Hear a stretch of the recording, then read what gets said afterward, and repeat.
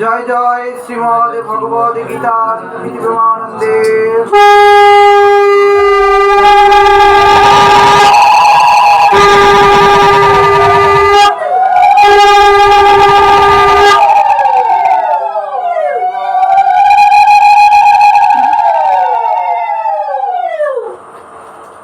ওম অজ্ঞানতিমিরান্ধস্য জ্ঞানাঞ্জনশলাকয়া চক্ষুरुन्मीलितं येन तस्मै श्रीगुरवे नमः। अखण्डमण्डलाकारं व्याप्तं येन चराचरं तत्पदं दर्शितं येन तस्मै श्रीगुरवे नमः। गुरु ब्रह्मा गुरु विष्णु गुरुदेव महेश्वर गुरुरेव परं ब्रह्म तस्मै श्री गुरवे नमः। ध्यानमूलं गुरुर्मूर्तिं पूजामूलं गुरुर्पदं मन्त्रमूलं गुरुर्वाक्यं मोक्षमूलं गुरुर्कृपा। नमस्ते श्री गुरुदेवाय सर्वसिद्धिप्रदायिने सर्वमंगलरूपाय सर्वानन्दविधायिने वाञ्छाकल्पतरुर्भश्च कृपा सिन्धुभ्येव च पतितानां पावनेभ्यो वैष्णवेभ्यो नमो नमः। हे कृष्ण करुणा सिंधु दीनबन्धु जगत्पते गोपेश गोपिका कान्त राधाकान्त नमोस्तुते। तप्त काञ्चन गौरांगी राधे वृन्दावनेश्वरी वृषभानुसुते देवी प्रणमामि हरे प्रिये। ओम वृंदाय तुलसी देवै प्रायै केशवसुत कृष्ण भक्ति पदे देवी सत्यवत्यै नमो नमः। हरे कृष्ण कृष्ण कृष्ण हरे हरे हरे राम राम राम हरे हरे। ओम नमो भगवते वासुदेवाय। ओम नमो भगवते वासुदेवाय। ओम नमो भगवते वासुदेवाय।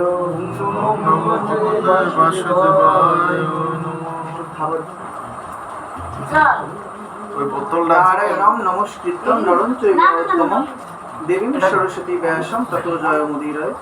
नष्टप्रायेषु भद्रेषु नित्यं भागवत सेवया भगवतेर उत्तम श्लोके भवतार भक्ति हइते। আমার সামনে আগে না মন্ত্রী কি যুক্তি করে তোমার প্রমাণানন্দ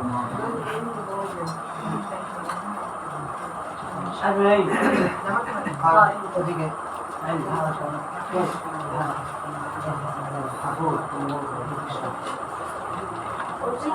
আমি এবার ভারতে যাচ্ছি পূজায়, দুর্গাপূজায় ওই পোস্ট করছি। আরেকটা পোস্ট করার পরে আইডি হ্যাক হয়ে গেছে। ওই যে মূর্তি ভাঙছে এক জায়গায়, ওই পোস্টটা শেয়ার করছি না, ওই পোস্টটা শেয়ার করার পরে আমার আইডিটা হ্যাক হয়েছে। কথা বলছেন? এবং আমার আইডির আমার যত পোস্ট তা কিন্তু ডিলিট করে না, কিন্তু ওই পোস্টটা ডিলিট করে দিয়েছে। ওইটা ডিলিট করে দিয়েছে। কত বড় সাংঘাতিক তারা, বুঝছেন?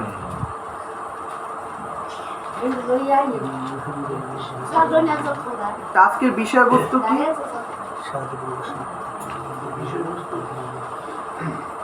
মানসিক করছিল তো সঙ্গ আর কি আনবে এই আর কিছু মানসিক ছিল।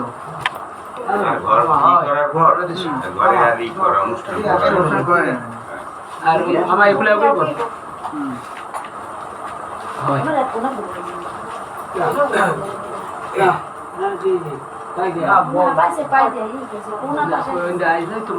কথা বললেন আপনারা? ঠিক বল। তো যেহেতু ঘর উদ্বোধন করছে, ঘর মানে ঘর নির্মাণ করছে, নতুন করছে, ঘরে উপলক্ষে গৃহস্থের মঙ্গল কামনায় আজকে এই ছোটবেলার মানতিও ছিল। আচ্ছা আচ্ছা, ওই সব মিলিয়ে গেলি আর কি ওই তো সবকিছু মিলেই আছে।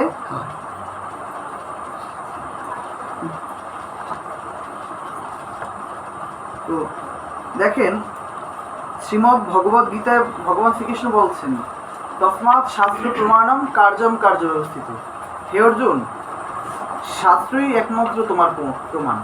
শাস্ত্রে যে সকল নির্দেশনা দেওয়া আছে তুমি সেই সকল নির্দেশ মেনে তারপর তুমি কর্ম করো। তো সেই শাস্ত্রের কর্মগুলো কি, এগুলো আমাদের জানতে হবে। শাস্ত্রে বিভিন্ন রকম কর্মের কথা বলা হয়েছে।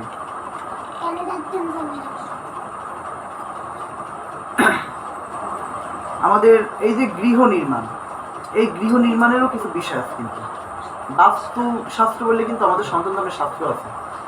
এই বাস্তুশাস্ত্রে উল্লেখ আছে যে ঘর আপনারা কোন দিকে দরজা, কীরকম দরজা দেবেন, কোথায় বেডরুম, কোথায় ঠাকুরঘর, কোথায় রান্নাঘর, কোথায় বাথরুম ল্যাট্রিন, কোথায় সদর দরজা, এগুলো সব কিছু আমাদের শাস্ত্রে দেওয়া আছে। আর যদি বাস্তু আপনার ঠিক না থাকে তাহলে ঘরের আর্থিক উন্নতিও ঠিকমতো হবে না এবং রোগ শোকও থাকবে। কথা বলছেন? এই জন্য দেখুন, অনেকে এত টাকা ইনকাম করি কিন্তু কোথা দিয়ে যে চলে যায় এইটি বুঝি না, এবং ঘরে দেখবেন রোগ শোক লাগিয়েই থাকে। হয়তো খাবার দাবার কিন্তু ভালোই খাচ্ছে, কিন্তু ওই যে বাস্তুতে সমস্যা, এই জন্য বাস্তুগত কিছু দোষ আমাদের থাকে। যেমন ভারতের একটি ঘটনা বলি, বাস্তব সত্য ঘটনা। আমি সেই বাড়িতে বেড়াই এসেছি, আমাদের এক গুরু ভাই, আমাদের এটা হচ্ছে ভারতে আপনার নৈহাটি রয়েছে, এই যে কাঁচরাপাড়া নাম জায়গাটা। তখন আমাদের এই বাংলাদেশে অনেক মানুষ আছে। তো ওইখানে আমার ওই গুরু ভাই, তো ওর পিসির বাসা, তো ওই পিসিদের যে বাড়িটা করছে, ওই বাড়িটা বাস্তুশাস্ত্র মান্য ঠিকমতো ভাবে করে নাই। মানে যেই কোনায় বাথরুম দেওয়ার কথা না সেই কোনায় বাথরুম দিয়েছে, আর যেই কোনায় রান্নাঘর দেওয়ার কথা না সেই কোনায় রান্নাঘর করছে। ওই ঘর তৈরি করার পর থেকে তার পিসি অত্যন্ত শিক্ষিত ব্যক্তি ছিলেন এবং তিনি মৃত্যুকে ভয় পাইতেন। মানে এক ফোঁটা রক্ত যদি বাইরেই যেত তাহলেও সেটাকে তিনি ভয় পাইতেন এবং তার মৃত্যুকে খুব ভয় ছিল। কিন্তু সেই পিসি হঠাৎ করে কেমন যেন যে রাতে ঘুমাইতে পারে না। ওই বাড়িতে আসার পর থেকে তার স্বামীর তো রোগ লাগিয়ে থাকে, তারও ভয় লাগে, এই কে যেন চাপকে ধরে আসা, এই দেখে কে যেন দৌড় দেয়। মানে ওই ঘরের বাস্তু ঠিক নেই, এই জন্য সমস্যা দেখা দিচ্ছে। পরবর্তীতে বলল যে ওনার স্বামী আর উনি যখন ওই কাঁচরাপাড়া রেল স্টেশনে গেছে, রেল স্টেশন দিয়ে এরকম যাচ্ছে, কথা বলছেন, ওই ট্রেনে উঠবে, স্বামী কিন্তু হাত ধরা, স্বামীর কইতে আছে আমার কিন্তু খুব ভয় লাগতেছে, তুমি একটু আমার ধরে রাখো। স্ত্রী হঠাৎ করে স্বামীর হাতটা ছেড়ে দিয়ে দেখছে ট্রেনটা আসছে, নিজে যাই ট্রেনে মাথা দিচ্ছে। অথচ যে মৃত্যুকে ভয় পেত তার মধ্যে তার চেতনাই ছিল না যে মাথা নাই, শেষ, শুধু এই ঘরটাই রয়ে গেছে। স্বামী একেবারে নিজের চোখের সামনে তার বউ স্ত্রীর মৃত্যুটা দর্শন করছে। দেখেন বাস্তু দোষটা কতটা খারাপ। এবং সেই বাড়িতে আমরাও যদি যাই, মানে আমরা গেলেও আমাদের শরীর খারাপ হয়ে যায় অটোমেটিক, এবং তাদের ঘরের মানুষেরও মন বসে না, একটা আতঙ্ক থাকেই। কথা বলছি, মানে এই জন্য বাস্তু ঠিক রেখে করা উচিত। শুধু তাই নয়, বিবাহের ক্ষেত্রে ওই যে মাইয়া বা পোলাদের বিবাহ দেয়, দেখবেন যে অনেক সময় অশান্তি লাগে। কেন লাগে? এই বাস্তুতে সমস্যা থাকলে এই অশান্তি বুঝতে চায় না, সে কথা আমাদের শাস্ত্রে কিন্তু বলা আছে। আপনারা দেখবেন যদি বাস্তু করেন, আমি আপনাদের একটা শর্টকাট ধারণা দিয়ে যাই। বাস্তুশাস্ত্র অনুসারে ঘর যদি করেন, আমাদের চারটা দিক না, মূল চারটা দিক, পূর্ব, পশ্চিম, উত্তর, দক্ষিণ। তো বলা হয়েছে যে পূর্ব, উত্তর এবং পশ্চিম এই তিনটা দিকের ঘর চৌকোনা হইলে মাঝ বরাবর দরজা দেওয়া যায়। মানে যদি ওদিক ফিরিয়ে মুখ হয়, পশ্চিমের কোথায় যদি ঘর হয়, পূর্বর দিক যদি মুখ হয় ফিরানো, তাহলে মাঝ বরাবর আপনার দরজা দেওয়া যায়। আর যদি পশ্চিম পোতায় হয় তাহলে পূর্ব পোতায়, মানে পূর্ব পোতায় পরে পশ্চিম পোতায় মুখ হয়, তাহলে সেখানেও মাঝ বরাবর দরজা দিতে পারবেন। উত্তর পোতায় হইলেও মাঝ বরাবর দরজা দেওয়া যাবে, কিন্তু দক্ষিণ পোতায় হলে মাঝ বরাবর দরজা দেওয়া যাবে না। দরজাটা দিতে হইবে, ওখানে একটা সংখ্যা আছে, পরিসংখ্যান আছে, 1 2 3 4 5 6 7 8 9, এরকম একটা পরিসংখ্যান আছে। এই যেমন চৌকা চৌকা না, তো একটা পরিসংখ্যান আছে, এরকম অল্প একটু জায়গা করে আপনি একটা পরিসংখ্যান করবেন। পরিসংখ্যান করে এই যে মাঝ বরাবরটা ধরবেন, মাঝ বরাবর ধরিয়া তার একটু সাইড করে, একটু সাইড করে, মানে 5 আর 4 বা 5 আর 6 যে জায়গাটা করবে, যদি এই পেজটা যায় তাহলে 5 আর 4-এ এইটুকু একটু অ্যাঙ্গেল করে তারপর দরজা করতে হবে। এই কথা বাস্তুশাস্ত্রে স্পষ্ট বলা হয়েছে। দক্ষিণ পথায় যদি ঘর হয়, হ্যাঁ,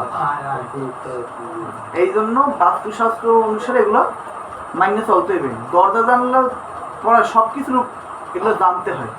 তারপর রান্নাঘর অগ্নিকোণে রান্নাঘর রাখতে হয়, ঠাকুরঘর রাখতে হয় ঈশান্য কোণে, এরকম কিন্তু বাস্তুশাস্ত্রে আপনাদের বর্ণনা আছে। তারপর বাথরুম ল্যাট্রিন রাখতে হয় যে অন্য সাইডে, সব কিছু আছে। কোষাগার, যেখানে টাকা পয়সা রাখবেন, মানে কোন কোনায় টাকা পয়সা রাখলে টাকা পয়সা বৃদ্ধি পাবে, সে কথাও কিন্তু সেখানে বলা হয়েছে। এই জন্য এগুলো মেনে তারপর আমাদের ঘর বাড়ি করা উচিত। যারা ঘর বাড়ি তুলবেন এগুলো বুঝতে শুনে তারপর করবেন। আমাদের ওই মানুষ আসে ঘর উঠেই থুয়ে যায়, কিন্তু কীভাবে কী করতে হয় তা আমরা জানি না। যেমন আমার গুরুদেব একদিন আলোচনায় বলছে, আলোচনাটা এখনও আছে, গুরুদেব বলছে যে এখানে এক জায়গায় পাশের বাড়িতে ঘর উঠাইছে তারা, কিন্তু ঘরের ভিত্তি স্থাপন করে না। ওই যে তীর ধনুক পাইতে যে ভিত্তি স্থাপন করে, পূজা পার্বণ করে, ওইগুলো করে নাই। এখন ওই ঘরের লোকেরা যখন ওই ঘরে উঠছে, এখন দেখে কি যে ওই ঘরের মধ্যে দিয়ে লাল কাপড় পরে, সাদা কাপড় পরে বউর মতো কেরা যেন বাইরেই দেয় ঢোকে, অথচ তারা ধরতে পারে না। হ্যাঁ, ওই বেড়া পায়, তাই বেড়া বেরিয়ে করে, গুরুদেব আলোচনায় বলছে বেড়া বেরিয়ে করে। এর কারণ কি? ওই বাড়িতে বাস্তু দোষটা 1 নম্বর আছে, দ্বিতীয়ত ওই বাড়ির মধ্যে নিশ্চয়ই কোনো প্রেতাত্মার প্রবেশ আছে, নাইলে তো এইটা ঘটতো না। পরে গুরুদেব নাকি ব্যবস্থা দিয়েছে, কি যেন একটা তাবিজ করে দিয়েছে, পরে এই তাবিজ দিয়েছে, পর এই ঘরগুলো ঠিক হয়েছে। তো এরকমভাবে কিন্তু সমস্যা প্রত্যেক জায়গায় আছে, এই জন্য আমাদের এগুলো মেনে চলা উচিত।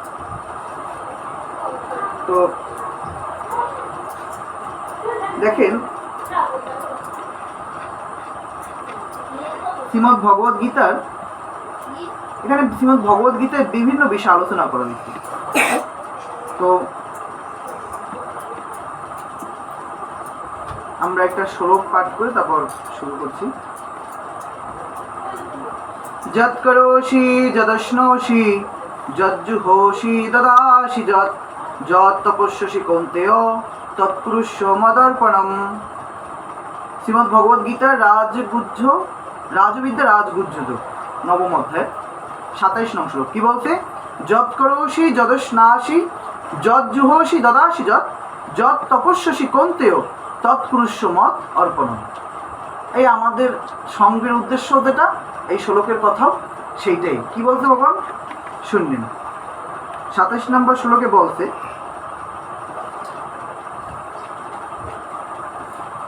হে কৌন্তেয়, তুমি যাহা কিছু করো, আপনি যাহা কিছু করেন, যাহা কিছু ভোজন করো, যাহা কিছু মানে খাওয়া দাওয়া করেন, ভোজন করেন, যাহা কিছু হোম করো মানে যজ্ঞ করো, যাহা কিছু দান করো মানে যা কিছু আপনি দান করেন, যাহা কিছু তপস্যা করো, তৎ সমস্তই আমাকে অর্পণ করিও।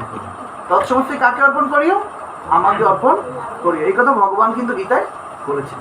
আর এই কথাটাকে আমাদের গুরুদেব পয়ার ছন্দে উনি তার ভাষায় বলছেন, কাম্য বা অকাম্য কর্ম আশা করি ফল, ঈশ্বরে না সমর্পিলে সকলই বিফল। বলছে কাম্য বা অকাম্য কর্ম, যেটা আপনার জন্য কাম্য বা আপনার জন্য যেটা অকাম্য, কাম্য বা অকাম্য কর্ম আশা করি ফল, আপনি যদি ফলের আশাও করেন নাও করেন, ওটা দেখার বিষয় না, কিন্তু ঈশ্বরে না সমর্পিলে সকলই বিফল।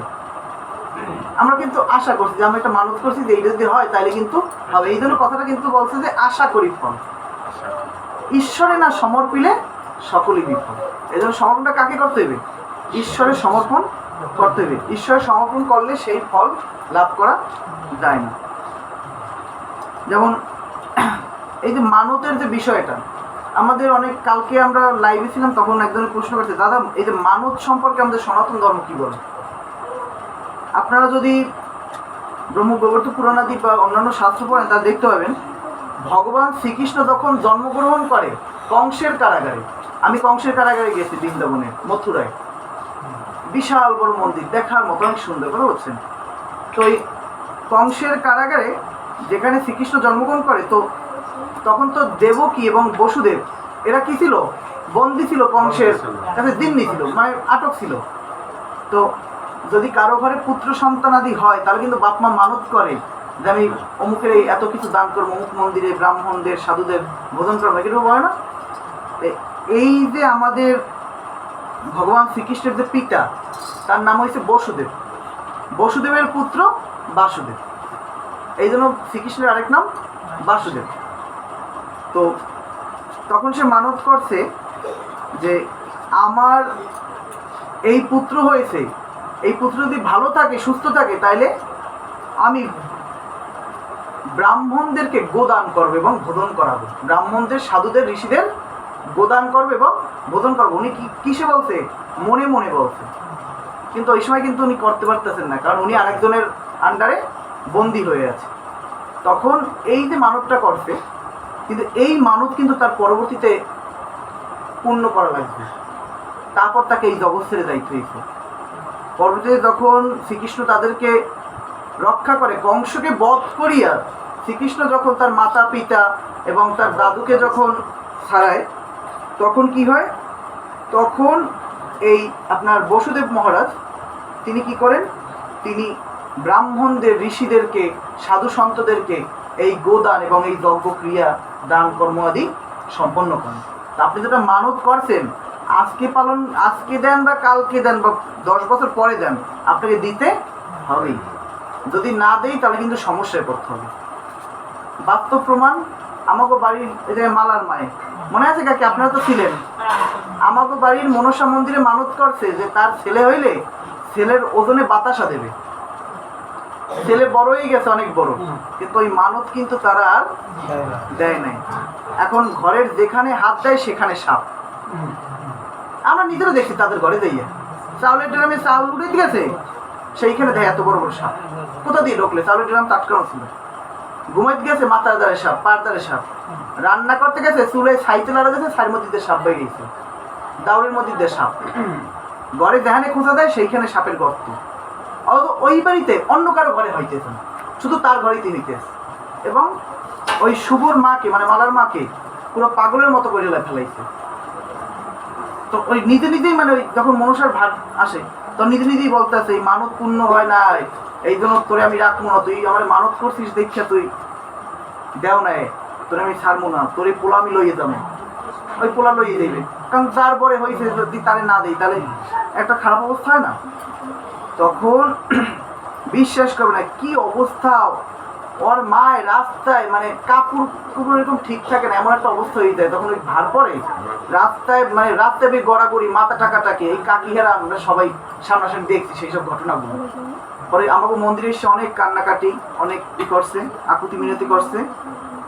পরবর্তীতে যখন বলছে যে না বাতাসা দেব, তখন ঠিক আছে, সেই বড় হয়েছে পোলা, সেই পোলার ওজনের বাতাসা তারপর ঠিকই দেওয়া লাগছে।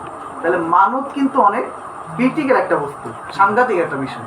এই জন্য মানত করবেন, বুঝতে শুনে করবেন, মানতটা যেন দেওয়া হয়। তারপর আরেকটা মানতের আমি বিষয় দেখছি, এই আমি পাঠে গেছিলাম একটা, মানে হরিচাঁদ ঠাকুরের অনুষ্ঠান, বুঝছেন, মতুয়াদের। তো ওখানে আমার এদেশে আগে পাঠ করতে, তারপরে সে মতুয়াদের হরিচাঁদ ঠাকুরের ডাঙ্কার যে হরিধ্বনি বা হরিবল কীর্তন করে। তো ওই বাড়িতে একটা মেয়ের সাথে দেখা হয়েছে, ছোট মেয়েটা। তো ও আমাদের এই গুরুদেবের আশ্রম থেকেই দীক্ষা নিয়েছে। তো ওই মেয়েটা ওরে রাত্রবেলা ডাকে, ওর নাম ধরে। ওর বাবাই মানত, ওর বাবাই না জানো, ওর দাদু মানত করে গেছে, দাদু মানত করছে, কিন্তু মানত পূর্ণ করে না। আর ওই রাত্রবেলা ডাকে মেরে প্রতিদিন, এমন কোনো দিন নেই যে তাকে ডাকে না, এরকম রাত্রবেলা ডাকে। এই আমাকে ফরিদ গোসাই হ্যার দ্বারে আইসে ব্যবস্থা নিতে, সে ডাইরেক্ট করে দিত আমি পারবো না, ফিরাইতে হে পারবে না। ওই দেয়া মানত করছে, ওই মানত না দেওয়া পর্যন্ত ফিরবে না। রবি গোসাই দ্বারে গেছে, হে যাওয়ার লগ্ন কি নাকি বলছে দেয়ার লোক আইসো, আমার দ্বারা সম্ভব না। ওই দেয়া মানত করছে, ওই পূরণ করতে হবে, নাইলে ছাড়বে না। মানে এমন একটা ভয়াবহ অবস্থা। কারণ ওই ডেলি রাইতে মাইয়ের ডাকে, মাইয়ে ঘুমের করে আটা দিয়ে বাইরেই যায় ঘর দিয়ে। এটা কত বড় সাংঘাতিক জিনিস না? যদি ওরকম রাত্রবেলা লইয়ে যায়, ঘর দরজা জানলা খুললে যদি মাইয়ে বাইরেই যায়, তারপর যদি পরের দিন যাই দেন পুকুরে লাশ বা উঠখানে লাশ পড়ে রয়েছে, তখন আপনারও কেমন লাগবে? এই জন্য এই সকল বিষয় মানুষের সাবধান থাকা উচিত। এই জন্য ভগবান বলছে, কাম্য বা অকাম্য কর্ম আশা করি ফল, ঈশ্বর না সমর্পিলে সকলই বিফল। আর ওই কথাটা একই কথা, যৎ করসি যদস্নসি যৎ জুহসি দদাসি যৎ তপস্যসি কন্তেও তৎ পুরুষমত অর্পণ। তুমি যাহা কিছু হোম করো, যাহা কিছু আহার করো, যজ্ঞ করো, তপস্যা করো, সব কিছু আমাকে অর্পণ করো। কথা বললেন না আপনারা? কথা বলছেন। এই জন্য আপনি যেটাই করবেন না কেন ভগবানকে অর্পণ করবেন। ভগবানকে অর্পণ না করলে আমাদের সেই পাপের ফল ভোগ করতে হবে। পাপের ফল ভোগ করতে হবে, পুণ্যের ফল ভোগ করতে হবে। আর আরেকটা বিষয়, গীতায় ভগবান বলেছেন, পাপ এবং পুণ্য ফলে দ্বারা ভগবানকে পাওয়া যায়। ভগবানকে পাইতে হলে কি লাগে? ভক্তি। ভক্তমাম অভিজানাতি, ভক্তির মাধ্যমে আমাকে জানা যায়, ভক্তি ছাড়া তাকে জানা যায় না। এই জন্য ভক্তির মাধ্যমে ভগবানকে ডাকতে হবে। কারণ এই পাপ আর পুণ্য এটা হচ্ছে বন্ধনের কারণ। এই পাপ পুণ্যের ফলে মানুষ এই জগতে বন্ধন আবদ্ধ হয়। যেমন আপনারা যদি দেখেন আমাদের সনাতন ফিলোসফি কত সুন্দর। যেমন আমাকে আমার একটা ছোট ভাই একদিন প্রশ্ন করছে, দাদা আমাদের সনাতন ধর্মে যে পুনর্জন্ম, এটা কি সত্যি আদৌ সত্য? আমি যদি সত্য না হয় তাহলে বিজ্ঞানীরাও সত্য মানত না। বিজ্ঞানীরাও মানে যে পুনর্জন্ম সত্য। ডিসকভারি চ্যানেল স্পষ্ট দেখাইছে বহু বহু বিজ্ঞানীর মতবাদ দিয়ে। আর বাস্তবে যদি আসো তাহলে বাস্তবে দেখো, এই যে দেখেন কেউ জন্মগতভাবে কোমায় থাকে, কোনো চেতনা নাই, জন্ম হয়েছে, দেহে প্রাণ আছে, কিন্তু কোমা। ওই একইভাবে সে তাকাই রয়েছে, নাহলে চোখ বুঝে রয়েছে, কথাও বলতে পারে না, খাইতেও ওই স্যালাইন দিয়ে খাওয়ান লাগে, নাহলে এই দিয়ে খাওয়ান লাগে। একে বলে কোমায় চলে যায়, বলে না মানুষ কোমায় চলে গেছে, কোমা। জন্মগতভাবে অন্ধ, জন্মগতভাবে হাত হয় নাই, পা হয় নাই, প্রতিবন্ধী। আবার জন্মগতভাবে অনেক অনেক সুন্দর হয়েছে, সুন্দর দেহ ধারণ করছে, বড় লোকের ঘরে জন্মগ্রহণ করছে, কেউ গরিবের ঘরে জন্মগ্রহণ করছে, এরকমটা হয় না? এই বিষয়ে কিন্তু ভগবান গীতায় বলছে। তো দেখেন এই যে জন্মগ্রহণ এটা কেন করছে? পূর্বে নিশ্চয়ই সে কোনো না কোনো ভালো কর্ম বা খারাপ কর্ম দুইটাই করছে। যে ভালো কর্ম করছে সে ভালো ফল পাইছে, যে খারাপ কর্ম করছে সে খারাপ ফল প্রাপ্ত হয়েছে। আমাদের সনাতন ফিলোসফিতে এই জন্য পুনর্জন্মটা আছে। যেমন কি দেখবেন, এই যে মার্কেন্ডীয় পুরাণে বলা হয়েছে যে মানুষ মৃত্যুর পর যমদূতেরা তিনজন যমদূত এসে তাদেরকে নিয়ে যায়। তিনজন যমদূত এসে নিয়ে যায় তাদেরকে পিতৃলোকে। পিতৃলোকের ওপারে হয়েছে, মানে পিতৃলোকের ওইখানে একটা নদী আছে, ওই নদীকে বলা হয় বৈতরণী নদী। বৈতরণী নদীর ওপারে হয়েছে নরক। তো এই যে নরকে যখন নিয়ে যাওয়া হয় তখন নরকের ওখানে বিচার করে কে? যমরাজ, ধর্মরাজ যম। আর তার গুপ্তচর হয়েছে চিত্রগুপ্ত, যিনি ওই যে খাতায় লিপিবদ্ধ করেন আমরা কি কি কর্ম করছি, কি কি কর্ম করি নেই। লাল কালির দাগ, যেমন ওই যারা টিচার তারা দেখবেন ওই স্কুলে লাল কালির দাগ দেয় আর কালো কালির দাগ দেয়, তো এরকম তার ওইরকম লাল কালির দাগ আছে আর কালো কালির দাগ আছে। তো এইখানে ঠিক করবে যে আপনি কতটুকু পুণ্য করছেন আর কতটুকু পাপ করছেন। যদি আপনার পাপের ফল বেশি থাকে আর যদি পুণ্যের ফল কম থাকে, তাহলে আপনাকে বলবে তুমি পাপ বেশি করছো, তাহলে তোমার পাপের ফলটা আগে ভোগ করা উচিত। তারপর তুমি পুণ্যের ফল আছে যতটুকু আছে তুমি ততটুকুর অর্ধেক ভোগ করতে পারবো স্বর্গে যাইয়ে। আবার যার পুণ্যের ফল বেশি তাকে আগে স্বর্গ ও সুখ ভোগ করায়, তারপর নরকের ওখানে মানে জিজ্ঞাসা করা হয় তুমি কোনটা বেছে নেবা, তুমি আগে নরকের ফল চাও না স্বর্গের ফল চাও। তারপর আবার যমরাজ নিজেও অনেক সময় বিচার করে দেখে যে বেশি কমটা বিচার করে নাকি দেখে। তো সেখানে বলা হয়েছে যে এই যে যারা প্রতিবন্ধী হয় জন্মগতভাবে, লুলো হয়, যারা গরিবের ঘরে জন্মগ্রহণ করে, যারা দেখতে কুৎসিত হয়, এর কারণ কি? বলছে যে এই যে অহরহ পাপ করছে না, এই পাপের ফল যেমন 100% পাপের ফল ধরে, এই 100% পাপের ফল নরকে আপনাকে 50% ভোগ করাইবে। 100%-এর কত পার্সেন্ট ভোগ করাইবে? 50%, আর 50% রাইখে দেবে, মানে গচ্ছিত করে আপনার সাথে আবার এই তো হতে পাঠাই দেবে। তো এই 50% পাপের ফল নিয়ে আর ওই যে আপনি মৃত্যুর সময় মানুষকে স্মরণ করে দেহত্যাগ করছেন, এই জন্য ওই মনুষ্যজনিতেই আবার আপনাকে পাঠাইবে, কারণ মারা গেছেন তো মানুষদের দেখেই। তো মনুষ্যজনিতে আবার পাঠানোর পর তারপর কি হইবে? তাকে ওই যে পাপ করছে, যদি সে আগের জন্মে কোনো প্রাণীর ঠ্যাং ভাঙিয়ে দিতেছে তাহলে ও জন্মের সময় ঠ্যাং ভাঙ্গা অবস্থায় জন্মগ্রহণ করবে। যদি কোনো প্রাণীর চোখ উঠাই দিতেছে তাহলে সে সেইভাবে অন্ধ হয়ে জন্মগ্রহণ করবে। এইরকমভাবে কিন্তু মার্কেন্ডীয় পুরাণে ওই কথাগুলো বলা আছে। আবার পুণ্যের ফলের কথাটা বলছে কি, যারা স্বর্গের পুণ্য ফল ভোগ করবে, স্বর্গে 100%-এর মধ্যে 50% পুণ্যফল ভোগ করবে, আর 50% নিয়ে তাদেরকে এই জগতে পাঠানো হইবে। তারা ভালো পরিবারে ভালো সুঠাম দেহ ধারণ করে তারা এই জগতে জন্মগ্রহণ করে। আর যারা সাধনার উন্নত স্তরে চলে গেছে, যাইও ঈশ্বরকে লাভ করতে পারে না, এর মধ্যে আবার অধপতি থেকে মৃত্যুবরণ করছে, তাদের কি হবে? তারা যেখান থেকে শুরু করে শেষ করছে, ওই যেখানে শেষ করছে ওখান থেকে আবার পরবর্তীতে যাদের গর্ভে জন্মগ্রহণ করবে সেইখান থেকে আবার শুরু করবে। সে কোনো না কোনো এক বৈষ্ণব সাধুর পোষাপতি ভক্তের গৃহে জন্মগ্রহণ করে সেই বৈষ্ণব সদস্যার জন্মের পর থেকে আচরণ করবে। এই জন্য বলা হয়, ওই স্বামী বিবেকানন্দ যখন আমেরিকায় ভাষণ দিয়েছে তখন ওখানে একটা প্রসঙ্গ ছিল যে, স্বামীজি আপনার মতো কি আর কিরকম আছে? তখন সে বলছিল, আপনারা সারা বিশ্ব খুঁজেও আমার মতো আর একজন স্বামী বিবেকানন্দ পাবেন না। আমি স্বামী বিবেকানন্দ একজনই, হয় আমার থেকে ভালো পাবেন নয় আমার থেকে খারাপ পাবেন, কিন্তু আমার মতো স্বামী বিবেকানন্দ এই জগতে আর একটাও নাই। কি ঠিক বলছে কিনা?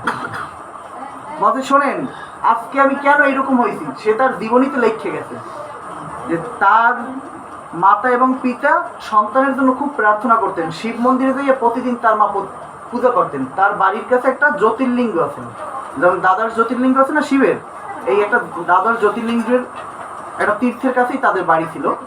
তো ওইখানে যাই তার যে মা, তার মা প্রতিদিন ভুবনেশ্বরী দেবী, তিনি প্রতিদিন কি করতেন, ওই শিব মন্দিরে জল ঢালতেন এবং শিবকে প্রার্থনা করতেন, হে ঠাকুর তোমার মতো একটা পুত্র চাই। তোমার মতো কি চাই? তোমার মতো একটা পুত্র চাই। এজন্য পুত্র আদি কামনা করতে গেলেও ভগবানের কাছে এরকম প্রার্থনা করতে হয়, নাইলে হয় না। তো যখন সেইভাবে কামনা করতে, ঠিকই তার ফলপ্রসূত এই স্বামী বিবেকানন্দ মানে নরেন্দ্রনাথ দত্ত, তিনি তাদের পরিবারে জন্মগ্রহণ করেন। ছোটবেলায় খুব দুরন্ত এবং চতুর ছিলেন, কিন্তু তার জন্মের সময় যে কুষ্টি করা হয়েছে এই কুষ্টি তার বাবাই দেখে রাখছে। তার বাবাই জানতেন যে তার ছেলের পুষ্টিতে কি আছে। জন্মের সময় তার ছেলের পুষ্টিতে লেখাই ছিল যে আপনার এই ছেলে সন্ন্যাসী হবে এবং বিশ্ব জয় করবে এবং সমগ্র ভারত এবং বিশ্বে বিভিন্ন জায়গায় ভ্রমণ করবে। কিন্তু স্বামী বিবেকানন্দকে তার বাবা কিন্তু এই কথা কখনো বলে নাই বা আগে থেকে জানায় নাই। যদি আমার ছেলে তাহলে ওই পথ আগেই চলে যায় সংসার ত্যাগ করে, এই জন্য জানায়নি। তো দেখেন, তখন স্বামী বিবেকানন্দ যখন তার পড়াশোনার জীবন হয় এবং উনি যখন এই আধ্যাত্মিক চর্চার জন্য মানে ঈশ্বরের যখন সন্ধান করে, তখন মানে উনি প্রথমে ব্রাহ্ম ধর্মের ছিলেন। ব্রাহ্ম ধর্ম মানে নিরাকারবাদ, ঈশ্বর কোনো সাকার রূপ নাই, ভগবান নিরাকার, জাতপাত বলে কোনো কিছু নেই। এই যে ব্রাহ্মণ ক্ষত্রিয় বৈশ্য শূদ্র এগুলো সব বাদ, সবাই সমান, উঁচু নিচু কোনো ভেদাভেদ নেই, এটাকে বলছে ব্রাহ্ম ধর্ম। তৎকালীন সময় ব্রাহ্ম ধর্ম ছিল, যেমন রবীন্দ্রনাথও কিন্তু ব্রাহ্ম ধর্মের দীক্ষিত ছিলেন। তো এই নরেন্দ্রনাথ দত্ত তার মনে একটা প্রশ্ন জাগে, কেউ বলতেছে ঈশ্বর নিরাকার, কেউ বলতেছে সাকার, আবার কেউ বলতেছে ঈশ্বরের কোনো অস্তিত্বই নেই, তাহলে কি ঈশ্বর বলতে সত্যি কিছু নাই? তখন স্বামী বিবেকানন্দ এই রামকৃষ্ণ পরমহংসদেবের কাছে যায়। তাকে একজন তার স্যার একজন সে বলে যে, শোনো নরেন, দক্ষিণেশ্বরে একজন ব্যক্তি আছে রামকৃষ্ণ পরমহংসদেব, আমরা শুনেছি যে সে মায়ের সাথে কথা বলে, মা কালীর সাথে কথা বলে, তার সাথে মা কালীর সাথে দেখা হয়। তো তুমি তার কাছে গিয়ে জিজ্ঞাসা করো যে তিনি কি ঈশ্বর দর্শন করেছে কিনা। তখন যার পেটে খিদে আছে সে নিশ্চয়ই খাবারের সন্ধান করবে। স্বামী বিবেকানন্দ ছুটতে ছুটতে চলে গেলেন রামকৃষ্ণ পরমহংসদেবের কাছে, যাই সরাসরি প্রশ্ন, আপনি কি ভগবান দেখেছেন? এটা কিন্তু আমাদের প্রত্যেকের প্রশ্ন, শুধু রামকৃষ্ণ মানে স্বামী বিবেকানন্দের না। আপনারা মনে করবেন এই প্রশ্নটা আমাদের প্রত্যেকের জীবনের, কারণ এটাই অথাত ব্রহ্ম জিজ্ঞাসা। আমরা ভগবান ভগবান করি, অনেক কীর্তন বাজনা করি, পাঠ কীর্তন শুনি, কয়জনের দর্শন হয়েছে? এই জন্য ওই স্বামী বিবেকানন্দের মতো হইতে হইবে। সে কি করছে, যাই বলছে যে আপনি কি ভগবান দেখেছেন? রামকৃষ্ণ পরমহংসদেব উঠেই বলছে, হ্যাঁ অবশ্যই দেখেছি, তোকে যেভাবে দেখছি ঠিক তদ্রূপভাবেই দেখেছি। শুধু তাই নয়, তার থেকেও আরো স্পষ্টভাবে দেখেছে, তার থেকেও আরো স্পষ্টভাবে তাকে দেখছে। আর ছেলেও তো দুরন্ত, খুব চালাক। স্বামী বিবেকানন্দ উঠতেই বলছে, আপনি যদি দেখে থাকেন তাহলে আমারও দেখান, তাইলে মানবো যে আপনি দেখছেন। কি ঠিক কিনা? প্রমাণ লাগবে তো। আপনি বলছেন আমি দেখছি, আপনি যদি আমায় না দেখাতে পারেন তাহলে আমি মানবো আপনার কথা। এই কিন্তু বাস্তববাদী, এটাকে বলে বাস্তববাদী। তখন বলছে আমার কাছে, যখনই কাছে গেছে বুক পাশে এই লাথি মারছে। যখনই বুক এরকম স্পর্শ করছে পা বুকে, স্বামী বিবেকানন্দ চোখ বন্ধ করিয়া মানে ভাবের ঘরে চলে গেছে, ধ্যানমগ্ন হয়ে গেছে। হঠাৎ করে সে দেখতেছে সমগ্র বিশ্ব ব্রহ্মাণ্ডময় ঈশ্বর। সে রামকৃষ্ণকে দেখুক, মা কালীকে দেখুক, বা ব্রহ্মজ্যোতিকে দেখুক, বা কৃষ্ণকে দেখুক, সে সেদিনকে কিছু না কিছু দেখছে এবং তার চোখ দিয়ে অদর ধারায় জল পড়তে রয়েছে। তখন তিনি কিন্তু রামকৃষ্ণ পরমহংসদেবের কাছে আত্মসমর্পণ করেন এবং তাকেই তিনি তার জীবনের গুরু রূপে মেনে নেন। মাঝে মাঝে ভাবতেন এই লোকটা কি পাগল নাকি, উনি কি আমার দিয়ে কিছু করতে চায় নাকি, এরকম কিন্তু ভাবছে রামকৃষ্ণ পরমহংসদেবকে নিয়ে। কিন্তু পরে লাস্ট জীবনে বললে গেছে যে আমার গুরুদেব অবতার বরিষ্ঠ। তারা কিন্তু দেখবেন রামকৃষ্ণ মিশনে শুধু রামকৃষ্ণ পরমহংসদেবেরই পূজা করা হয়, কারণ স্বামী বিবেকানন্দ যাকে প্রত্যক্ষ পাইছে তাকেই মানছে। অন্যদের কথা শুনছি, সেই ব্রহ্মাদি সবাই আছে, কিন্তু তাদেরকে আমি প্রত্যক্ষ দেখি নাই, কিন্তু সে দেখছে রামকৃষ্ণর মধ্যে সবকিছু। এই জন্য সে রামকৃষ্ণকেই তার জীবনের আদর্শ বলে মানিয়ে গেছে। এই মানবেই না কেন, দেখেন যখন আমেরিকায় যায় বিশ্ব ধর্ম সম্মেলনে, সনাতন ধর্মের জয়ের পতাকা তো তিনিই প্রথম জায়গায়। যখন বিশ্ব ধর্ম সম্মেলনে যায়, বিশ্ব ধর্ম সম্মেলন জয় করে। এখন এই ওনাকে দেখে তো অনেকে হিংসা হয়েছে। যেমন যদি আপনাদের সমাজে কেউ ভালো পাঠ করে বা ভালো আলোচনা করে বা ভালো বক্তব্য, দেখবেন তার পিছনে কিন্তু কুকথা করার লোকের অভাব নেই। এটা কিন্তু দেখবেন, খেয়াল করবেন। তখন কি হয়েছে, তখন এই স্বামী বিবেকানন্দকে মেরে ফেলার জন্য ওই বিদেশি খ্রিস্টান নারীরা তারা তার খাবারের মধ্যে, জুসের মধ্যে বিষ মিশিয়ে দিত। ওই রেস্টুরেন্টে গেছে খাবার খাইতে, তারা তো ভিন্ন থেকে নিমন্ত্রণ করতো, আলোচনা করতে ডাকতো বিভিন্ন ভার্সিটিতে। ওরকম খাবার টেবিলে বসাইছে, তখন মেয়েরা কি করছে, জুসের মধ্যে বিষ দিয়ে দিচ্ছে। বিষ যখন খাইতে যাবে, স্বামী বিবেকানন্দ দেখতে আছে এরকম গিলাসের মধ্যে রামকৃষ্ণ পরমহংসদেব আইয়ে দাঁড়াই রয়েছে। রামকৃষ্ণ পরমহংসদেব আইয়ে দাঁড়াই বলতেছে, ওরে নরেন তুই এই জুস খাসনে, ওতে ওরা বিষ দিয়েছে তোকে মারার জন্য। কেমন গুরু শক্তি! গুরুদেব কিন্তু দেহত্যাগ করছে, রামকৃষ্ণ পরমহংসদেব নাই, এই জগতে নাই, দেহত্যাগ করছে, কিন্তু শিষ্যকে রক্ষা করার জন্য ওই সদ্গুরু ঊর্ধ্ব জগৎ থেকে এই জগতে এসে তার দেখা যেতেছে ওই জুসের গ্লাসের মধ্যে যেখানে বিষ মাখা। এই হচ্ছে সদ্গুরুর লক্ষণ। এত সহজ নয়, সদ্গুরু কথাটা অনেক কঠিন, অনেক ঊর্ধ্বের বিষয়। তখন কিন্তু নরেন্দ্রনাথ দত্ত মানে আমাদের স্বামী বিবেকানন্দ, তিনি কিন্তু ওই জুস খায় নাই। তিনি কোনো না কোনো ভাবে একটা মানে সলসাদ্রি করে হাতে লাগবে না যেন কিরকম করে যে জুসটা পড়ে গেছে। সরি হাম মানে নেই দেখা, আমার মানে ভুল হয়েছে। তো এইগুলো হচ্ছে বিষয়। যেমন আমার মনে পড়ে আমাদের বাস্তব জীবনে একটা ঘটনা। সেই ব্যক্তি এখন আছে, গজেন মণ্ডল, কাঠালিয়ার, আমাদের গুরু ভাই, নাম তো শুনছেন গজেন মণ্ডলের। উনি মানে বলা হয় ছোটখাটো তৎকালীন সময় জমিদার ছিলেন এবং ডাকাত ছিলেন না, মানে ওনার ডাকাত দল ছিল, হ্যাঁ মানতে না কিছু। এখনো এই মানে কথা টাস টাস, আপনি কথা বললে বসবেন না, কথা বললে বসবেন না তার সাথে। তার যখন গুরুদেবের সাথে, আমাদের গুরুদেবের সাথে যখন তার জীবনে প্রথম দেখা হয়, তো প্রথম দিনেই উনি বুঝতে গেছে যে এর মধ্যে কিছু আছে। তো উনি প্রথম ভাবছে কি মনে হয় জাদুকর, মানে আমার গুরুদেবটা মনে করছে প্রথম জীবনে জাদুকর। এই মনের কথা কয়ে দিচ্ছে, একটু অলৌকিক দেখাইছে, এমন হয় জাদুকর হইবে। কিন্তু এই গজেন মণ্ডলকে গুরুদেব কিন্তু পরবর্তীতে রাধারানীর স্বরূপে দেখা। ওই দিন থেকে উনি মান্য নিয়েছে যে এ সাধারণ মানুষ না, জাদুকর না, এ সাক্ষাৎ অবতার পুরুষ। উনি কিন্তু গুরুদেবকে সেই থেকে খুব কঠোরভাবে মানে। তো ওনার জীবনীতেও শুনছি যে উনি নাকি এত পরিমাণ মদ খাইতেন, মানে এখন মদ মাংস সব ছাড়িয়ে গেছে, কিন্তু এখনো কিন্তু সিগারেট খাওয়াটা ছাড়ে না। প্রসাদ বুঝেই গেছে, বাড়ি তার বাবার যত জায়গা জমি ছিল, ওই যে বললাম না ছোটখাটো জমিদার, যত জায়গা জমি ছিল সব জমি বিক্রি করে গুরুদেবের লেগে সোনার পাদুকা বানাই লই গেছে। এই পাদুকা কিন্তু পড়ায় আমাকে বরগুনা আশ্রমে বসছে, সোনার পাদুকা পড়ায় কিন্তু আমাকে বরগুনা আশ্রমে বসছে। কত ভক্তি যে তৎকালীন সময় 19 ভরি না যেন 20 ভরি স্বর্ণ দিয়া সোনার পাদুকা বানাইছে, এবং যারে দিয়ে বানাইছে তারে বলছে অমুক কর্মকার পাদুকা যেন 1 ফোঁটা খাদ না থাকে। তো এই গজেন মন্ডল প্রচুর পরিমাণে নাকি তৎকালীন সময় মদ খাইতেন। তো উনি এরকম গুরুদেবের কাছে দীক্ষা নেওয়ার পর, তো গুরুদেবের কাছে দীক্ষা নেওয়ার পর গুরুদেব তো সব করেছে যে তুমি মন্ত্র জপ করো, এগুলো করবে না। তো গুরুদেব নিষেধ করছে, কিন্তু ওই যে গুরু সঙ্গ দোষী লোহা বাসে, সঙ্গে পড়লে তো একটু মন চায় একটু খাই।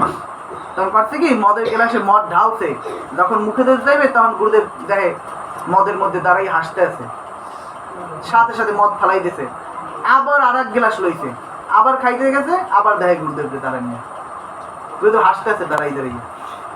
এই কিন্তু তার জীবনে মদ খাওয়া শেষ। এরকম অনেক দৃষ্টান্ত আমাদের সমাজে দেখা যায়। এই জন্য গুরুর কর্তব্য হচ্ছে শিষ্যকে উদ্ধার করা। শিষ্যকে যদি মনুষ্য গুরু হয় তাহলে তার উদ্দেশ্য ভগবানের কাছে শিষ্যকে পৌঁছে দেওয়া। এই যে মনুষ্যরূপী সদ্গুরু। আর ঈশ্বররূপী সদ্গুরুর কর্তব্য কি, তার নিত্যধামে তার নিজের প্রিয় আলয় তাকে নিয়ে যাওয়া। এই হচ্ছে ঈশ্বর গুরুর লক্ষণ। তো এই জন্য আমরা যা কিছু করবো না কেন, সব কিছু কাকে অর্পণ করো? ঈশ্বরকে অর্পণ করতে হবে, ভগবানকে অর্পণ করতে হবে। আপনি কি আহার করছেন সেটাও কিন্তু গোবিন্দকে অর্পণ করা উচিত। দেখবেন আগে কিন্তু একটা সুন্দর সিস্টেম ছিল, এখন অনেকে মানে যখন রান্না করতে যায় 1 মুষ্টি চাল কিন্তু ঘটে রাখতে দেয়। এটা কিন্তু সুন্দর একটা নিয়ম ছিল যে আমি প্রতিদিন ভগবানকে ভোগ দিতে পাই না, কিন্তু এই 1 মুষ্টি চাল রেখে দিয়ে এইটা আমি মাসান্তে গুরু বাড়িতে দিয়ে আসবো বা যে কোনো একটা মন্দিরে দিয়ে আসবো। এইটা দ্বারা ভগবানের সেবা পূজারি হবে। কারণ গৃহস্থরা সবাই তার প্রসাদ বুঝে হইতে পারেন, এই জন্য এই সিস্টেমটা ছিল। কিন্তু এখন কিন্তু সিস্টেমগুলো উঠে গেছে, এখন কিন্তু এই সিস্টেমগুলো নাই। এবং এই জন্য করতে হয় কি জানেন, আমাদের গুরুদেব বলছেন, দেখেন আপনারা যারা দীক্ষা নিয়েছেন, আপনাদের আমি মন্ত্র দিছি না, তো মন্ত্রের নিচে আবার লেখিয়া দিয়েছে ইদম সুপকর মন্নম এতৎ পানীয়ম এতৎ রসল ফলম এতৎ তাম্বুলম। এবং বীজ মন্ত্রকে আপনারা 10 বার করে বললে তারপর ভোগ লাগাইবেন। তা গুরুদেব বলছে, দীক্ষা দিয়ে বলছে যে যাহা কিছু আহার করবেন আমাকে নিবেদন করে তারপর গ্রহণ করবেন, গোবিন্দকে নিবেদন করে তারপর গ্রহণ করবেন। কারণ গুরুকে না দিয়ে খাইলে, ঈশ্বরকে না দিয়ে খাইলে কি হয়? পাপ হয়। কারণ ভগবান গীতায় বলছে, অর্জুন যারা আমার উদ্দেশ্য করে রান্না করে না তারা চোর, আমাকে না দিয়ে যারা খায় তারা চোর, তারা পাপী।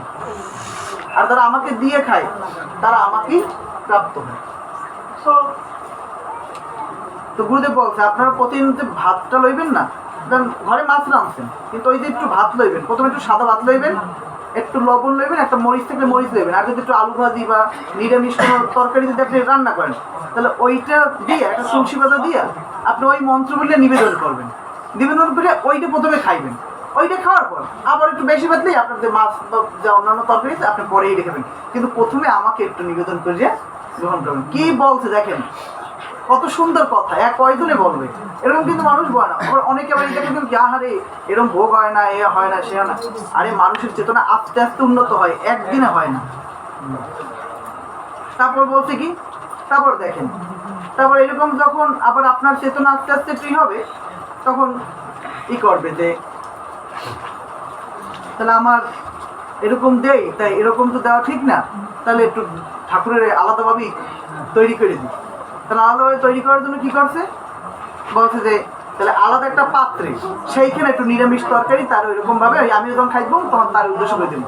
এখনো কিন্তু ঠাকুর করে দেই দেওয়া শুরু হয় নাই, এখনো কিন্তু বাইরে বই দেওয়া চলতে আছে, কারণ আমার সেই সময় নাই দেওয়া। তখন এইভাবে নিবেদন করতে আছে। পরবর্তীতে আবার যখন চেতনা আটটু জাগ্রত হবে তখন মনে হবে আরে ঠাকুরও তো আমার ঘরের একজন অতিথি, বা তিনিও তো আমার ঘরের একজন লোক, তারও তো একটা জায়গায় আসলে বসতে দিতে হয়, তারেও তো একটা আলাদা থালে পাইতে দিতে হয়, তার জন্য একটা সুন্দর ব্যবস্থা করতে হয়। তখন কি হবে, ঠাকুর ঘরে একটা আসন পাতবে, আসনে তাকে আহ্বান করে বসাইবে, তারপর থালা পাইতে তারে আলাদাভাবে ভোগ লাগাইয়া তারপর সেই প্রসাদ সবাই গ্রহণ করবে। এই কিন্তু চেতনা আস্তে আস্তে উন্নতি হয়, চেতনা কিন্তু আস্তে আস্তে উন্নতি হয়। একদিনেই কিন্তু মানুষ তাল গাছে উঠতে যায় না বা সিদ্ধির চরম শিখরে চলে যায় না। আপনারা পুরী ধামে যাবেন, আমরা কথা বলি বাইরে, কথা বলবেন না কেউ, কেউ কথা বলবে, যার যে যার বল কথা নেই কোনো। পুরীধামে মহাপ্রসাদের যে মহিমা এটা অসাধারণ। কারণ পুরীধামে যাই দেখছি মানুষ প্রসাদের জন্য কি কষ্টটা করে। এমনও শাস্ত্রে বলা হয়েছে যে এই প্রসাদের মহিমা এত, যদি কুকুরও জগন্নাথের প্রসাদ খায়, কুকুরের মুখ দিয়ে মুখের যদি খাবারও থাকে সেটাও যদি খান সেটাও মহাপ্রসাদ। পুরীর প্রসাদের এত মহিমা। তো ওই যে বললাম, তো আপনি যদি যাহা আহার করবেন তাহা কি ওইভাবে নিবেদন করবেন। ওই যে গুরুদেব যেই সিস্টেমগুলো বলছে, একদিনে হবে না, আস্তে আস্তে প্রতিদিনের মাধ্যমে আপনার সেটা হবে। আপনি একটা এই দুর্গা পূজা আসছে, আমরা কিন্তু প্রত্যেকে আমাদের নতুন জামা প্যান্ট কেনা হইবে, কি কেনা হবে না? এই যে জামা প্যান্টটা কিনবেন, কাপড়টা ধরে একটা তুলসী পাতা দিয়ে গুরুদেবকে ভগবানকে উদ্দেশ্য করে দেবেন, ঠাকুর তোমার আগে দিলাম, তুমি গ্রহণ করো, তারপর আমি তোমার প্রসাদ গ্রহণ করো। এইভাবে যদি দেন তাহলে আপনার সমস্ত কর্ম কাকে উৎসর্গ করা হয়? ভগবানকে উৎসর্গ করা হয়। এই জন্য বলছে যে যৎ করসি যদস্নসি যজ্জুহসি দদাসি যৎ তপস্যসি কন্তে তৎপুরুষ মদর্পণ, সব কিছু তাকে অর্পণ করতে হয়। আপনারা দেখবেন এই যে আমরা যখন দীক্ষা মন্ত্র জপ করি, দীক্ষা মন্ত্র জপ করার পর একটা মন্ত্র বলি, ওম গুজ্জাতি গুজ্জ গুপ্তাতম গৃহানিস্মৎ প্রীতম জপম সিদ্ধির ভবত মে দেব তৎপ্রসাদাৎ জনার্দন। এটা কিন্তু অন্য কোথাও গেলে এরকম পাবেন না। অনেকেই কিন্তু দীক্ষা নিয়েছে কিন্তু তারা কিন্তু এই মন্ত্রটা ওইভাবে বললে দেয় না, বা তারা কিন্তু উদ্দেশ্য করে মন্ত্র প্রদানও করে না। কিন্তু শাস্ত্রে আছে মন্ত্র জপ করলে পর মন্ত্র সমর্পণ করতে হয়। মানে কি হয়, মন্ত্র সমর্পণ না করলে ওই যে মন্ত্রটা না, এই মন্ত্রটা চুরি করে নিয়ে যায়, মন্ত্র চুরি করে নিয়ে যায় ইন্দ্রদেব। আমাদের যে দেবরাজ ইন্দ্র আছে, এই দেবরাজ ইন্দ্র এই মন্ত্রকে চুরি করে নিয়ে যায়। আবার আরেকজনের কথাও বলা আছে শাস্ত্রে যে মন্ত্র ছাড়া গণেশ আছে, গণেশের কিন্তু কয়েকটা স্বরূপ, তো সেই মন্ত্র ছাড়া এক গণেশ আছে, সেই গণেশ নাকি এই মন্ত্র চুরি করে লই যায় যদি আপনি আপনার ইষ্টদেবকে যদি আপনার মন্ত্র উৎসর্গ না করেন। এদের মন্ত্র জপ করে মন্ত্র ঈশ্বরকে অর্পণ করতে। আর যারা এই মন্ত্র জানে না তাদের জন্য বলছে কি, আপনারা ওই যে আসনটায় বসে জপ করবেন, ওই আসমান পাত্র বা কোষাকুষির একটু জল উঠাইয়া, এই যে আসনটা না, আসনের এই নিচে একটু জল ফালাইয়া দিয়ে আপনি উঠে দেবেন, তাহলেও মন্ত্র আপনার আর কেউ চুরি করতে পারবে না। এই জন্য মন্ত্র জপেরও অনেক বিধি নিয়ম রয়েছে। তো এই জন্যই বলছে কাম্য বা অকাম্য কর্ম আশা করি ফল ঈশ্বরে না সমর্পিলে সকলই বিফল। আপনাদের সব কিছু কাকে অর্পণ করতে হবে? ঈশ্বরকে, ভগবানকে অর্পণ করতে হবে। এই জন্য ভগবান নিজেই বলছে যে তুমি যাহা কিছু করো, মানে যাহা কিছু কর্ম করেন, যাহা কিছু ভোজন করো, যাহা ভোজন করেন, যাহা কিছু হোম করো, যাহা কিছু হোম করেন, যাহা কিছু দান করো, যাহা কিছু আপনি দান করেন, যাহা কিছু তপস্যা করো, তৎ সমস্তই আমাকে অর্পণ করিও। তৎ সমস্তই কাকে অর্পণ করিও? ভগবানকে অর্পণ করিও। আপনার যিনি ইষ্টদেব, আপনার যিনি আরাধ্য, তাকে অর্পণ করতে বল। কারণ আজকে একটা সুন্দর বেদ পড়তেছিলাম, সামবেদ। আজকে সামবেদে একটা শ্লোক দেখলাম সকালবেলা, খুব সুন্দরভাবে বলছে। দেখবেন ভগবান গীতায় কিন্তু একটা জায়গায় বলছে, যারা দেবদেবীর উপাসনা করে তারাও কিন্তু অবিধিপূর্বক আমারই উপাসনা করে। এই যেমন দুর্গা পূজা, কালী পূজা, শিব পূজা, এগুলো কিন্তু কি অবিধিপূর্বকভাবেও হইলেও এগুলো কার উপাসনা করে? গোবিন্দরই কিন্তু হয়। ওই পুজো কিন্তু গোবিন্দের চরণে যাইয়ে পৌঁছায়। তো এই যে বিষয়টা, তো এইরকম একটা শ্লোক আমি বেদে পাইলাম আজকে। বেদে বলতে সুন্দর যে ঋষিরা বলতেছে, হে ভগবান, আপনি দেবতাদের মধ্যে অবস্থান করেন, এই দেবতাদের রূপই হচ্ছে আপনার বিভিন্ন নানা রকম বিভূতি বা প্রকাশ। তাই দেবতাদের উপাসনা করলেও আপনারই উপাসনা করা হয়, সকল কিছু আপনার চরণে গিয়েই অন্তিমে পৌঁছায়। হে আমাদের অভিষ্টদেব, আপনি আমাদেরকে কৃপা করুন যেন মৃত্যুর কালে আপনি যে বিবেকরূপী আমাদের ঈশ্বর, আপনার চরণেই যেন আমরা আত্মসমর্পণ করতে পারি, আপনার চরণেই যেন আমরা মৃত্যুর কালে প্রাপ্ত হই। এই জন্য দেবদেবীর উপাসনা করা যাবে না এমনটা কিন্তু না, দেবদেবীর উপাসনাও করা যাবে। ওটা মানুষের সেক্টর আছে, যেমন মানুষের এক একটা স্তর আছে, এখানে এক এক স্তরে মানুষের জন্য কিন্তু এক এক রকম জ্ঞানের কথা বলা আছে। এই আমাদের অনেকে বলে বৈষ্ণবদের কালী, দুর্গা, দেবদেবী, অন্যান্য দেবদেবীর পূজা করা যাবে না, এগুলো নিষেধ। কিন্তু আপনারা দেখবেন যে রূপ গোস্বাইপাদ এবং চৈতন্য ভাগবতে কিন্তু দুর্গা পূজার উল্লেখ এগুলো কিন্তু আছে। শুধু তাই নয়, আপনার এই যে ভগবান শ্রীকৃষ্ণ যদি মহাভারত পড়েন, অর্জুন যখন যুদ্ধ করতে যাইবে, এই যে পঞ্চপাণ্ডব যখন যুদ্ধ করতে যাবে, পঞ্চপাণ্ডবের কোথায় কোথায় পাঠাইছে? আপনার অর্জুনের পাঠাইছে কার উপাসনা করতে? দুর্গার উপাসনা এবং শিবের উপাসনা। দুর্গার কাছ থেকে বরপ্রাপ্ত বলতে তুমি দুর্গার উপাসনা করো। এই কিন্তু আদ্যাস্তত্র। এই আদ্যাস্তত্রের মধ্যেই আপনারা দেখবেন কালিকা বঙ্গদেশে চাই, এই যে আমরা বলি না বঙ্গদেশ, এই শব্দগুলো কিন্তু আমাদের শাস্ত্র থেকেই সর্বপ্রথম আসছে। আমি তো দর্শনের ছাত্র সরকারি কলেজে, তো আমাদের দর্শনের বইতে লেখা আছে যে এই যে বঙ্গ বা বাংলা, আগে তো বঙ্গ ছিল, পরে হচ্ছে বাংলা। এই শব্দ কিন্তু বেদের ভিতরে শতপথ ব্রাহ্মণে সর্বপ্রথম পাওয়া যায়। এর আগে এই বঙ্গ শব্দ আর কোথাও পাওয়া যায় না। তাহলে এই ভাষা কাদের? এই ভাষা আমাদের এই সনাতন ধর্মের ভাষা। তো সেখানে বলা আছে কালিকা বঙ্গদেশটা। আমাদের এই দেখবেন এই যে পশ্চিম বাংলা এবং এই যে আমাদের বাংলাদেশ, আপনারা যেখানে যাবেন কালী মন্দির আছে। কারণ এই দক্ষিণবঙ্গের বা পশ্চিমবঙ্গ বা বাংলার মধ্যে এখানে হয়েছে দেবী কালীর স্থান। এখানে অনেক দিকে অনেক সিদ্ধপীঠ আছে। তো আপনার তো ভগবান শ্রীকৃষ্ণ কি করছেন? সেরকম অর্জুনকে দুর্গার উপাসনা করার কথা বলছে, শিব পূজা করার কথা বলছে। শিবের কাছ থেকে তিনি কি গান্ডীব ধনু প্রাপ্ত হন। এবং আপনারা দেখবেন যদি ব্রহ্মবৈবর্ত পুরাণ পড়েন, সরস্বতী পূজা, তারপর মনসা পূজা, দুর্গা পূজা, যত দেবদেবীর পূজা, সর্বপ্রথম ভগবান শ্রীকৃষ্ণ প্রত্যেক দেবদেবীকে পূজা করেন। মানে ভগবান নিজের থেকেই সৃষ্টি করিয়া নিজেই তাদেরকে পূজা করিয়া জগৎদীপকে শিক্ষা দিতে যে আমি যেটা আচরণ করছি তোমরাও সেটা আচরণ করো। কারণ ভগবান গীতায় বলছে অর্জুন, এই জগতে শ্রেষ্ঠ ব্যক্তি যেরকম আচরণ করে অন্যরা সবাই তার ওই পথ অনুসরণ করে। আবার এই কথা বলছে অর্জুন, আমি যদি কর্ম না করি, আমার কর্ম করার দরকার নাই, কিন্তু আমি যদি কর্ম না করি তাহলে এই জগতের মানুষ উচ্ছন্নে যাবে। এই জন্য ভগবান নিজে কর্ম করে শিখাইয়ে গেছেন কিভাবে কর্ম করতে হয়। ওই এই জন্য দেখেন আমাদের সামনে দুর্গাপূজা আসছে, বিভিন্ন জায়গায় বিভিন্ন রকম বাধার সৃষ্টি হবে।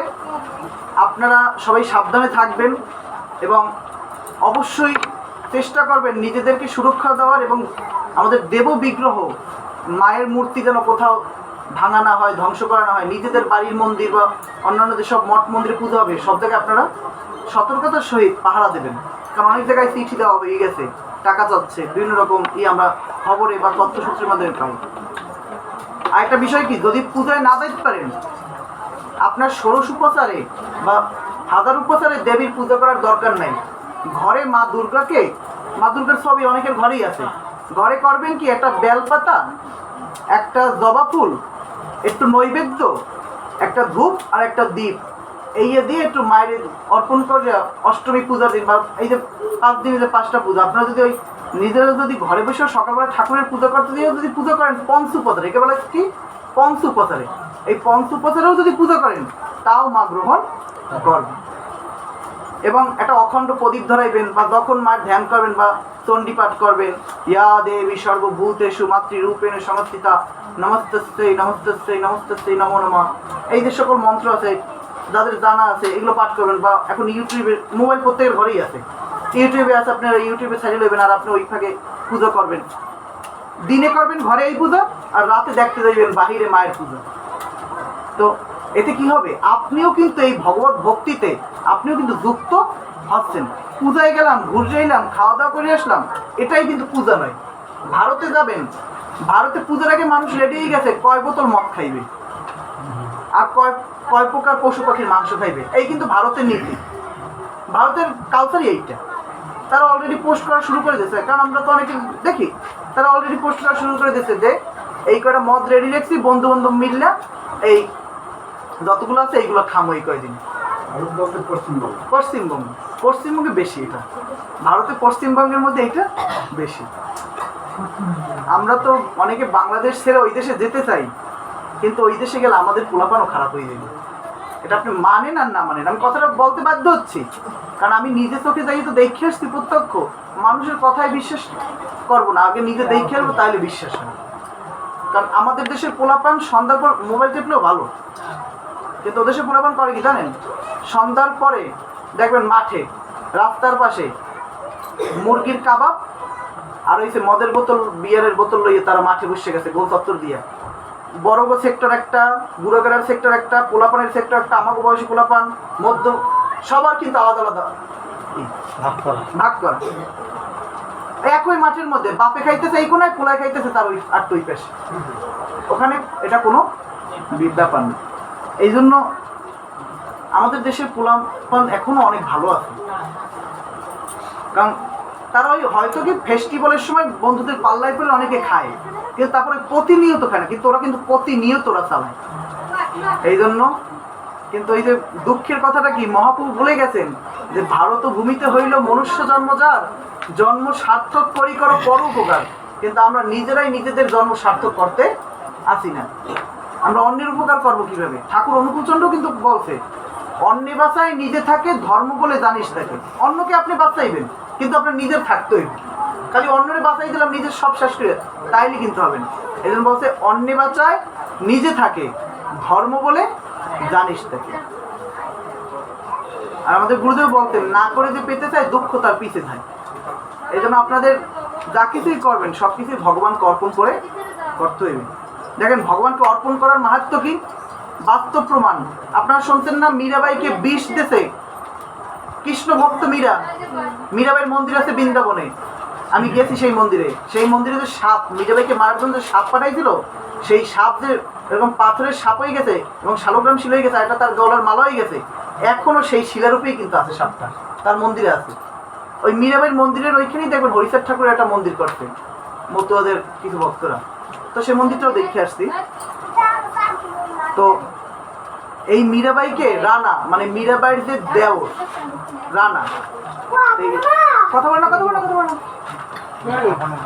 এই মীরাবাইকে বিষ দিয়েছে পায়েসের মধ্যে, বলতে কি মীরা তোমার কৃষ্ণের প্রসাদ, তোমার গিরিধারীর প্রসাদ আনছি। তখন মীরার সখী এসে দৌড়ে এসে বলছে, মীরা তুমি খেও না, ওতে বিষ মাখানো আছে।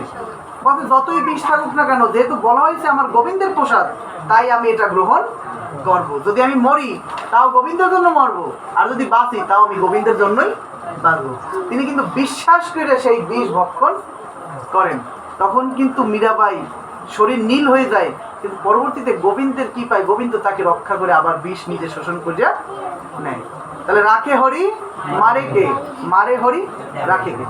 আর একটা বাস্তব দৃষ্টান্ত, আমাদের এই যে কদম, এই যে কদম বাদল বলি না, আমাদের যে ব্রহ্মচারী বাদল, এই হলুবনিয়া বাড়ি, এই কদম বাদল গুরুদেব যখন বরিশাল মন্দির করে, বরিশাল যে মহাশ্মশান, এই মহাশ্মশানে যখন মন্দির করে, এই মন্দিরে বাদল ব্রহ্মচারী প্রথম থাকতে দেয় গুরুদেব, ওইখানে তারে গুরুদেব রাখতে দেয়।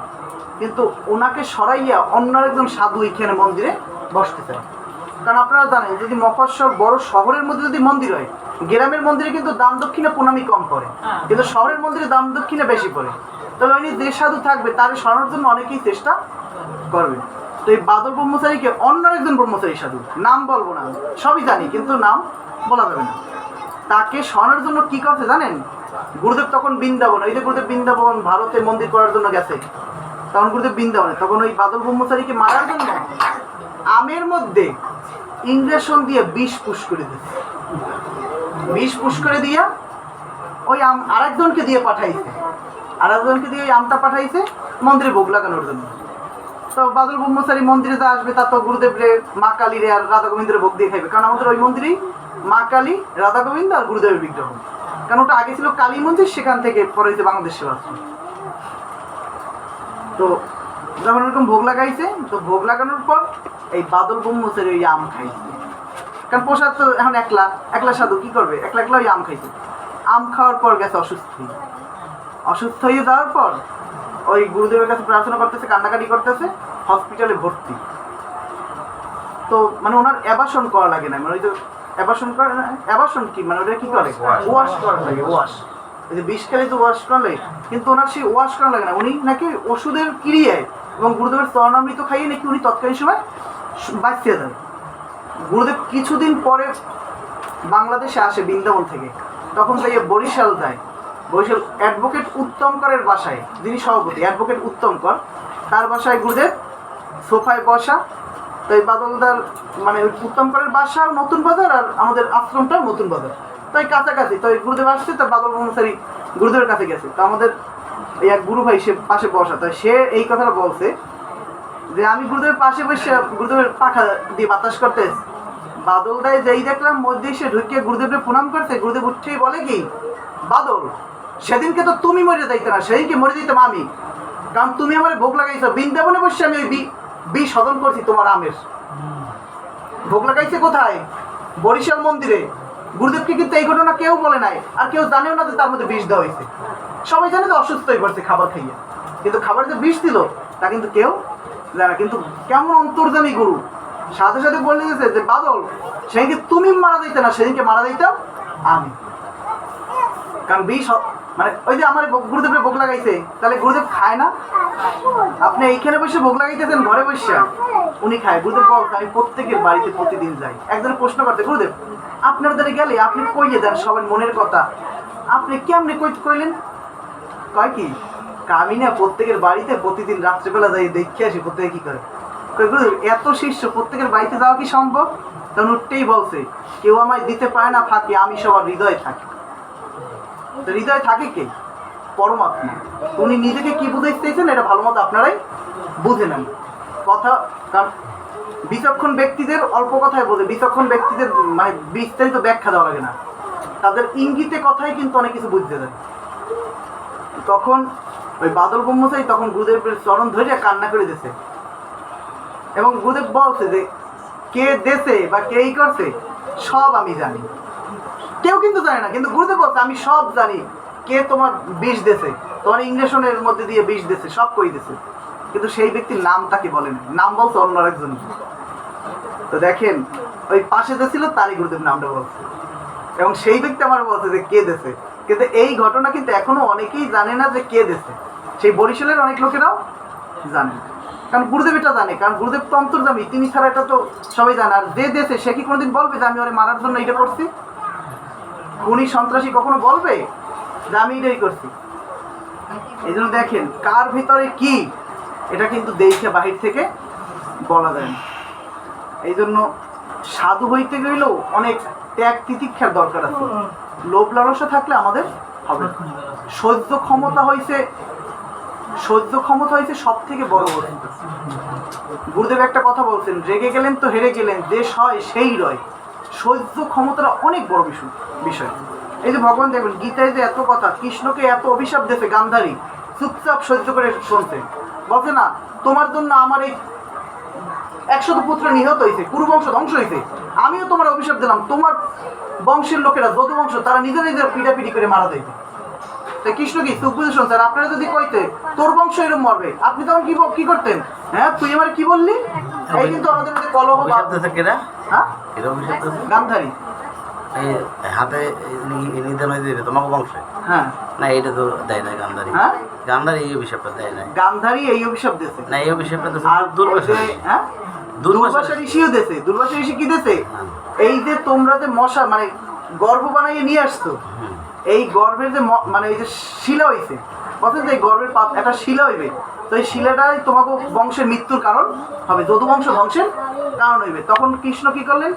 কৃষ্ণ তখন ওই কাকে দিয়ে দেন ওইটা এরকম ঘষাইছে, তো পাথর হ্যাঁ ঘষাইতে ওইটা ফেনা হয়ে গেছে।